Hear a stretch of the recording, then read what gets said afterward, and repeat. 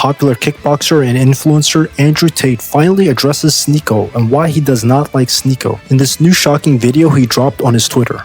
So it seems he's got himself exposed and all these revelations are going to come to light. So I'm going to tell you a very factual story. I'm not Gossip Girl. I'm not here to insult anyone. I have no personal vendetta against anybody. I'm not mad at anyone who's ever insulted me. I'm just a guy, and I'm just here to tell the version of the story as I lived it. I'm just here to tell the truth. That's it. I'm just going to tell you some facts. A few years ago, there was a streamer, I think everybody knows who I'm talking about, who was obsessed with me. If I got a girl's number on Fresh and Fit, he tried to do the same thing. Every single thing I did, he copied verbatim. He tried to be me, literally be me. He was obsessed with me. And I thought he just wanted to be famous, and that turned out to be a obsession. He came to Romania with two people who I respect very much, Myron and Fresh, great guys. They managed to convince me to allow him to come. He came there and started acting really fruity and really weird. He started telling me that he had this thing that was exposed. He had this big scandal, and he asked me what I think about and if it's normal to explore your and if I've ever tried it. And I said, look, I'm older than you, bro, and I've never tried that. I don't think that's normal. And then he started saying, isn't it normal just to try new things? Don't you think it's normal to be curious? How do you know if you're really gay or not unless you've tried being gay?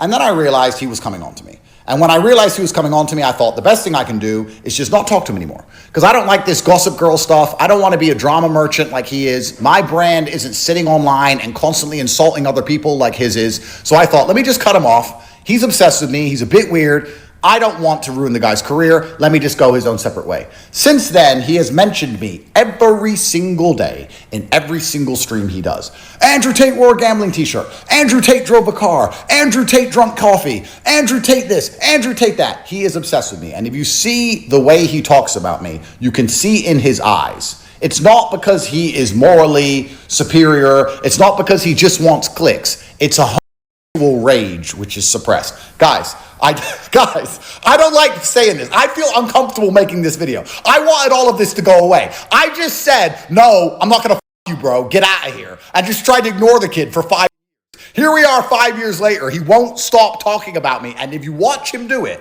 guys, watch him do it and look in his eyes while he does it. It is a suppressed rage. He is enraged.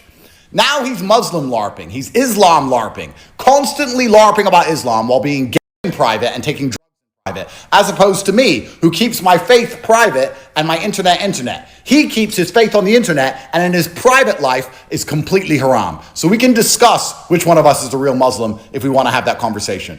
But I live in an Islamic country. I live in Dubai. He lives in New York. You know, he walks around during Pride Month in New York. Guys, I really didn't want to do this video, but it's all coming to light. I woke up this morning with a few text messages from people who know very well saying, is it true that this person does these things? And I'm like, oh, so this is about to blow up all over the internet. I said a long time ago to Sneako once on one of my emergency meetings, I said, don't come at me, bro, because I could have ruined your career and I didn't. I am the nicest man. If he had this kind of information on anyone else, he'd post the screenshots, he'd sit there like a little girl, he'd do a full breakdown, he'd talk about it for years. I'm the top G, because that's who he is. I've known he's gay forever, and I didn't care. He came on to me, it was weird. It's going to come out what he's really been up to. You're going to see he's not a pinnacle of Islam, he's not a pinnacle of morality, he's very far from it. And that's why I had to stop talking to the guy. So I'm making this video now just to make it clear that I rejected him. I said no. That's why he won't stop talking about me. That's why you can see in his eyes he is so angry. That's why I am the content of his entire life. That's why, because I said no to the kid.